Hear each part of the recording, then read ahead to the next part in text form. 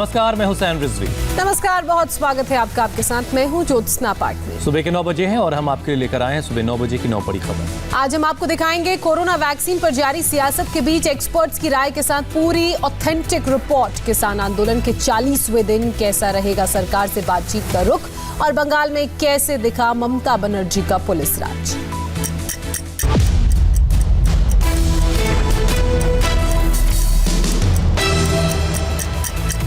सरकार और किसानों के बीच आज दिन में 2 बजे से 7वें दौर की बातचीत होगी। बातचीत से पहले किसानों ने कल प्रेस कॉन्फ्रेंस की और कड़ा रुख दिखाया। सबसे बड़ा सवाल यही है कि 7वें दौर की बातचीत क्या अंतिम दौर की बातचीत होगी। 40 दिनों से दिल्ली की सीमाओं पर डटे किसान नेताओं के रुख पर गौर करें तो ऐसा नजर नहीं आता। किसान संगठन अपनी मांगों पर अड़े हैं और बातचीत से पहले आंदोलन तेज करने की चेतावनी दे रहे हैं। हमारा 2 इश्यूज मेन है, 3 कानून को निरस्त करना और दूसरा है ये एमएसपी के लिए उनसे प्रिंसिपल गारंटी लेना, प्रिंसिपल उनको एग्री करवाना। किसानों ने सरकार के सामने 4 बड़ी मांगे रखी थी, जिनमें से सरकार 2 मांगों को मान चुकी है, लेकिन बचे हुए 2 एजेंडे ऐसे हैं जिन पर आज बातचीत होगी। ये 2 एजेंडे ऐसे हैं जिन पर सबसे ज्यादा गतिरोध है। किसान पहले की तरह तीनों कृषि कानूनों को खत्म करने की प्रक्रिया पर अड़े हैं। किसान ये भी चाहते हैं कि सरकार एमएसपी की गारंटी दे। अगर ऐसा नहीं होता, अगर सरकार ये मांगे नहीं मानेगी, तो किसानों ने आंदोलन को आगे बढ़ाने की रूपरेखा भी तैयार कर ली है। 13 जनवरी को लोहड़ी के दिन किसान तीनों कृषि कानूनों की कॉपी जलाएंगे। 18 जनवरी को स्त्री किसान दिवस मनाया जाएगा, जिसमें महिलाएं हिस्सा लेंगी। 23 जनवरी को सुभाष चंद्र बोस की जयंती पर किसान अलग अलग राज्यों के गवर्नर हाउस का घेराव करेंगे। 26 जनवरी को किसान ट्रैक्टर परेड निकालेंगे।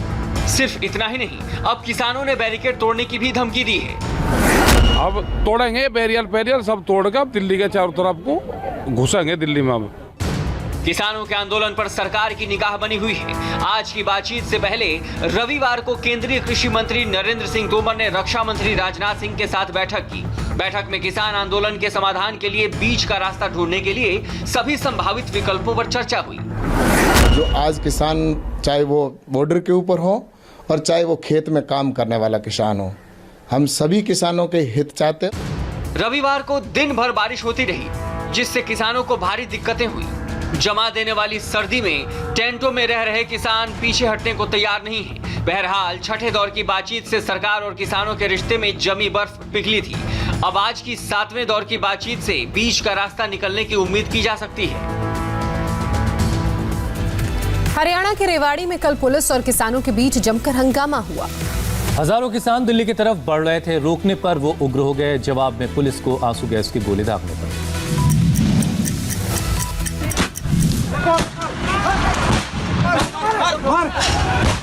रेवाड़ी के धारूहेड़ा के मसानी बैराज पर किसान जब आगे बढ़े तो पुलिस ने आंसू गैस के गोले दाग दिए।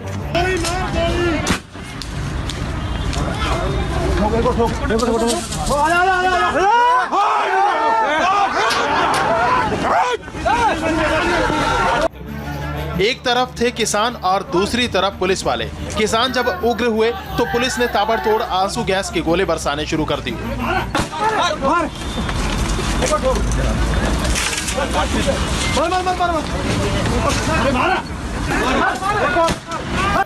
शाम घिराई, लेकिन पुलिस और किसानों के बीच तनाव कम नहीं हुआ।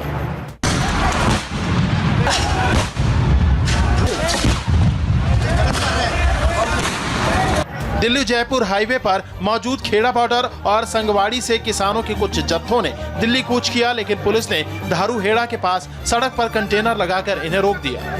इस दौरान कुछ ट्रकों में आग भी लग गई। किसानों ने सड़क से कंटेनर हटाने की कोशिश की तो पुलिस ने किसानों को रोकने के लिए आंसू गैस के गोले दागे। इससे किसान भी उग्र हो गए और तनाव रात तक बना रहा। धारूहेड़ा के पास मसानी बैराज पर अभी भी करीब 1000 किसान और सैकड़ों ट्रैक्टर ट्रॉली सड़क पर खड़े हैं। देश में कोरोना की 2 वैक्सीन को मंजूरी मिल चुकी है, लेकिन इसे लेकर राजनीति भी खूब हो रही है। स्वदेशी वैक्सीन पर गर्व करने की बजाय कांग्रेस ने इस पर सवाल ही खड़े कर दिए हैं।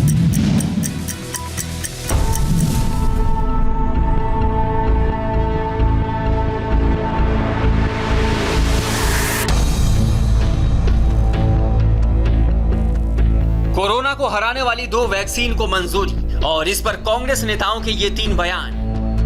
ब्रिटेन के साथ बनी कोविशील्ड और देश में बनी कोवैक्सीन को इमरजेंसी यूज के लिए मंजूरी मिलने पर कांग्रेस की पहली प्रतिक्रिया कुछ ऐसी आई। शशि थरूर, जयराम रमेश से लेकर सलमान निजामी तक किसी ने वैक्सीन को फ्रॉड कहा तो किसी ने प्रीमेच्योर।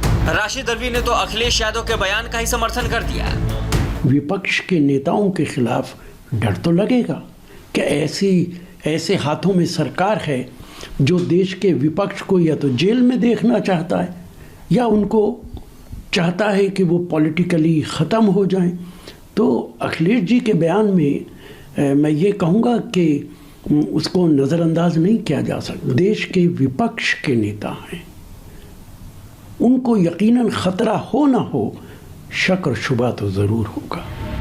वैक्सीन पर अपने पहले के बयान पर अखिलेश पहले ही यू टर्न ले चुके हैं। वो कह चुके हैं उन्हें वैक्सीन को बीजेपी का इवेंट बनाने पर एतराज है। इस बात का एहसास देर शाम तक कांग्रेस प्रवक्ता रणदीप सुरजेवाला को भी हुआ और कांग्रेस के नेगेटिव नैरेटिव को थोड़ा करेक्ट करने की कोशिश की, लेकिन तब तक केंद्रीय हेल्थ मिनिस्टर हर्षवर्धन मोर्चा संभाल चुके थे। एक के बाद एक 6 ट्वीट के साथ हर्षवर्धन ने क्लियर कट जवाब दिया। वैक्सीन पर सियासत के बीच यूपी के सीएम योगी आदित्यनाथ ने इसे देश के लिए गर्व की बात बताया। यह हमारे लिए गौरव की बात है और आज प्रधानमंत्री जी ने उनके मार्गदर्शन में देश के वैज्ञानिकों ने, भारत पहला देश है जिसने कोविड-19 के 2 वैक्सीन एक साथ लॉन्च कर दिए हैं। कोरोना जिस तरीके से देश में कयामत बरपा रहा है, वैक्सीन ही इसका अकेला इलाज है। ये बात समझाने के लिए प्रोजेक्ट से जुड़े वैज्ञानिक और डॉक्टरों ने भी बयान जारी किए। देश में वैक्सीन आने से पहले जो तमाम अफवाहें फैलाई जा रही थी, उस पर हमने एक्सपर्ट से बात की और इस आधार पर हमने एक प्रमाणिक रिपोर्ट तैयार की है। उसमें हर एक सवाल का जवाब है। वैक्सीन पर सियासत और अफवाहों के बीच सच सुनिए सीरम इंस्टीट्यूट ऑफ इंडिया के सीईओ आधार पूनावाला और एम्स के डायरेक्टर डॉक्टर रणदीप गुलेरिया और नीति आयोग के सदस्य डॉक्टर वीके पॉल से।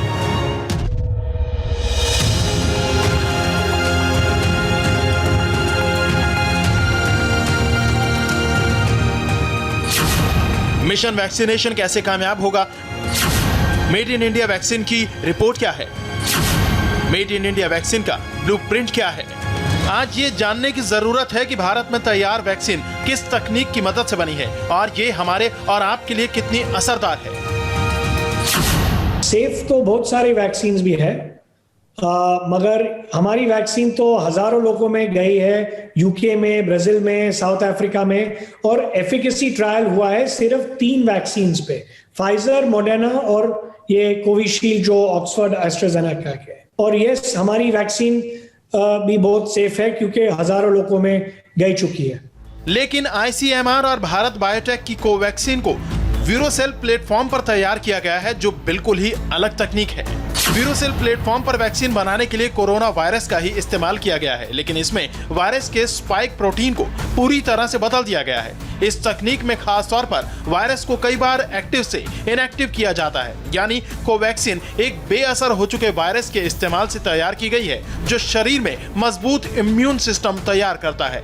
अब तक के नतीजों में कोवैक्सीन के असर को सबसे सुरक्षित वैक्सीन माना गया है, यानी ह्यूमन ट्रायल के दौरान शरीर पर इसके साइड इफेक्ट ना के बराबर मिले हैं।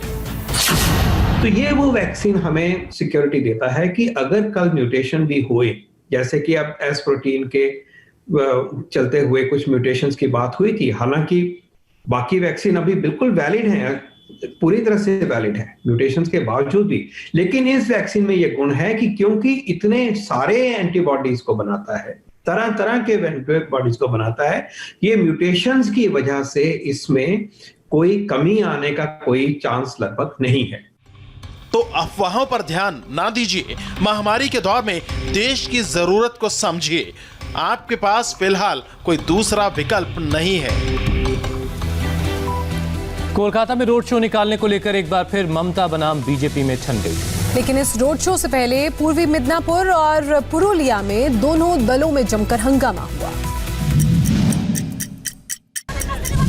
पश्चिम बंगाल में टीएमसी और बीजेपी के बीच टकराव का सिलसिला जो पिछले साल शुरू हुआ था वो नए साल में और तेज हो गया है। कोलकाता हो या पूर्वी मिदनापुर या पुरलिया, हर जगह से झड़प, हंगामे, बवाल की खबरें आई। वहीं आज कोलकाता में ममता बनाम बीजेपी की टेंशन दिख सकती है, क्योंकि कोलकाता पुलिस ने बीजेपी को रोड शो निकालने की इजाजत नहीं दी है।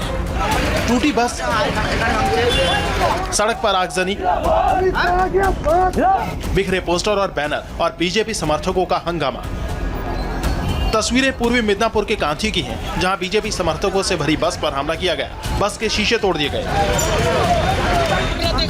रविवार को कांची में शुभेंदु अधिकारी का रोड शो था। रोड शो तो ठीक से हो गया, लेकिन जब शाम हुई, बीजेपी के कार्यकर्ता बसों से घर को लौटने लगे, तभी उन पर हमला हुआ।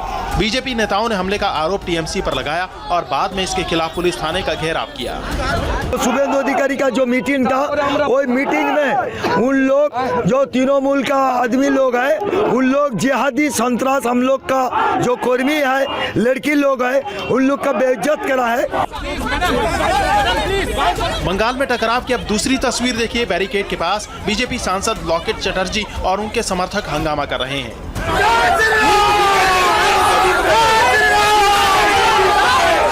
लॉकेट चटर्जी और पुलिस के बीच पहले कहासुनी हुई। पुलिस ने जब सांसद की बात नहीं मानी तो वो भिड़ गए। दोनों पक्षों में हल्की धक्का मुक्की भी हुई। पुरुलिया में सरकारी जुवेनाइल होम में किसी बाहरी के प्रवेश का आरोप लगा। इसे बीजेपी ने मुद्दा बना लिया। लॉकेट चटर्जी अपने समर्थकों के साथ विरोध जताने लगी। इस दौरान उनकी पुलिस से झड़प हो गई। पश्चिम बंगाल में बीजेपी अपना दायरा लगातार बढ़ा रही है और टीएमसी उसे रोकने में लगी है। इसी कोशिश में आज ममता की पुलिस ने कोलकाता में बीजेपी के रोड शो को इजाजत देने से मना कर दिया है। बीजेपी के बंगाल प्रभारी कैलाश विजयवर्गीय का आज कोलकाता में रोड शो का प्लान है, लेकिन पुलिस ने सप्ताह के पहले दिन ट्रैफिक जाम की समस्या की दलील देकर परमिशन देने से मना कर दिया। कैलाश विजयवर्गीय, शुभम चटर्जी और वैशाली चटर्जी के नेतृत्व में ये रोड शो अलीपुर से बीजेपी स्टेट हेडक्वार्टर तक होना था। पुलिस के मना करने के बाद भी बीजेपी रोड शो निकालने पर अड़ी है। लव जिहाद कानून, यूपी सरकार को हाईकोर्ट के सामने आज अपना जवाब पेश करना है। इलाहाबाद हाईकोर्ट ने यूपी सरकार से लव जिहाद कानून को लेकर जवाब तलब किया है।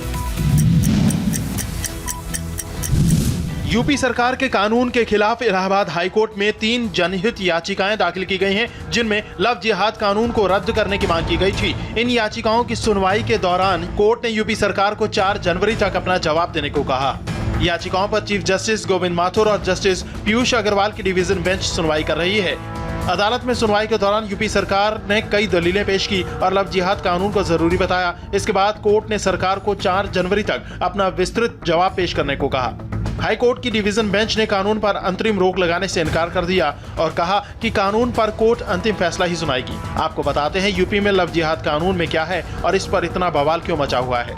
अगर लड़की का जबरन धर्म परिवर्तन हो तो सजा 1 से 5 साल और जुर्माना 15,000 रुपए होगा। अगर लड़की नाबालिग SC या ST हो तो सजा 3 से 10 साल और जुर्माना 25,000 रुपए होगा। अगर धर्म परिवर्तन सामूहिक कराया गया तो सजा 3 से 10 साल होगी और जुर्माना 50,000 रुपए तक होगा। अध्यादेश के मुताबिक धर्म परिवर्तन करने वालों को 2 महीने पहले अधिकारियों के सामने बताना होगा कि वो अपना धर्म परिवर्तन किसी लालच या जोर जबरदस्ती की वजह से तो नहीं कर रहे हैं। यूपी में लव जिहाद के कई मामले सामने आने के बाद SIT का गठन किया गया था और SIT की जांच में लव जिहाद के कई मामलों की पुष्टि हुई थी। मुंबई की NIA कोर्ट में आज मालेगांव ब्लास्ट केस की अहम सुनवाई है। कोर्ट ने आरोपी साध्वी प्रज्ञा के साथ 6 दूसरे आरोपियों को कोर्ट में मौजूद रहने को कहा है। भोपाल से बीजेपी की सांसद साध्वी प्रज्ञा को NIA कोर्ट ने पिछले दिसंबर की सुनवाई में ही मौजूद रहने का आदेश दिया था। तब प्रज्ञा ठाकुर मेडिकल रीजंस का हवाला देते हुए हाजिरी नहीं लगा पाई थी, लेकिन इस बार कोर्ट का आदेश सख्त है। कोरोना महामारी की वजह से मामले की सुनवाई रुकी हुई थी। 3 दिसंबर 2020 से मामले की सुनवाई दोबारा शुरू हुई। कोर्ट ने मामले में सभी 7 आरोपियों को सुनवाई में मौजूद रहने को कहा था, लेकिन पिछली 2 सुनवाइयों में सिर्फ 3 आरोपी ही मौजूद रहे। साध्वी प्रज्ञा, रमेश उपाध्याय, सुधाकर द्विवेदी और सुधाकर चतुर्वेदी हाजिर नहीं हुए। मामले में साध्वी प्रज्ञा पर आतंकी साजिश और सांप्रदायिक सौहार्द भड़काने के आरोप हैं। जिस मालेगांव ब्लास्ट में साध्वी प्रज्ञा आरोपी हैं, वो घटना 19 सितंबर 2008 की है, जिसमें एक मस्जिद में धमाका हुआ था। धमाके में 6 लोगों की मौत और 100 से ज्यादा लोग घायल हुए थे। उत्तर प्रदेश के गाजियाबाद से हैरान कर देने वाली खबर सामने आई है। यहाँ के शमशान का एक हिस्सा गिरने की वजह से 25 लोगों की जान चली गई। और इस मामले में पुलिस ने अब तक 3 लोगों को गिरफ्तार किया है। हालांकि ठेकेदार अब भी फरार है। तो कल ये घटना हुई गाजियाबाद में, एक शमशान घाट का एक लिंटर गिर गया जिसके नीचे दबने से 24 लोगों की जानें गईं। और इस मामले में अब तक 3 गिरफ्तारियां हो चुकी हैं। चौथा एक ठेकेदार है जो अभी फरार चल रहा है, जिसकी तलाश कर रही पुलिस। जेई चंद्रपाल सुपरवाइजर भी गिरफ्तार हो चुका है। ठेकेदार अभी पुलिस की गिरफ्त से बाहर है। करीब 24 लोगों की जानें गई हैं इस हादसे में। इस हादसे को लेकर के प्रधानमंत्री से लेकर राष्ट्रपति तक ने गहरा शोक जाहिर किया। योगी आदित्यनाथ की सरकार ने जांच के आदेश दे दिए और तुरंत जो है वो गिरफ्तारी भी शुरू हो चुकी है। एक बार आपको फिर से बता दें, गाजियाबाद के मुरादनगर में दरअसल बीते कल शमशान घाट में एक छत गिरने के कारण 25 लोगों की मौत हो गई थी। कई लोग गंभीर रूप से जख्मी हुए थे। इस मामले में 3 लोगों को बीते कल गिरफ्तार किया गया। नगर पालिका की बात करें तो जिस तरीके से लगातार हमें खबर मिल रही है, नगर पालिका परिषद की ईओ निहारिका सिंह, जेई चंद्रपाल और सुपरवाइजर को पुलिस ने गिरफ्तार कर लिया है। कल जो मुरादनगर में घटना हुई थी उसके संबंध में मुरादनगर थाने पर FIR पंजीकृत हुई थी। उसमें 3 लोगों को, जिसमें ईओ निहारिका सिंह है, जूनियर इंजीनियर चंद्रपाल और आशीष सुपरवाइजर, इन तीनों लोगों को गिरफ्तार किया गया है और जेल भेजा जा रहा है। आगे की विधिक कार्रवाई इसमें की जा रही है।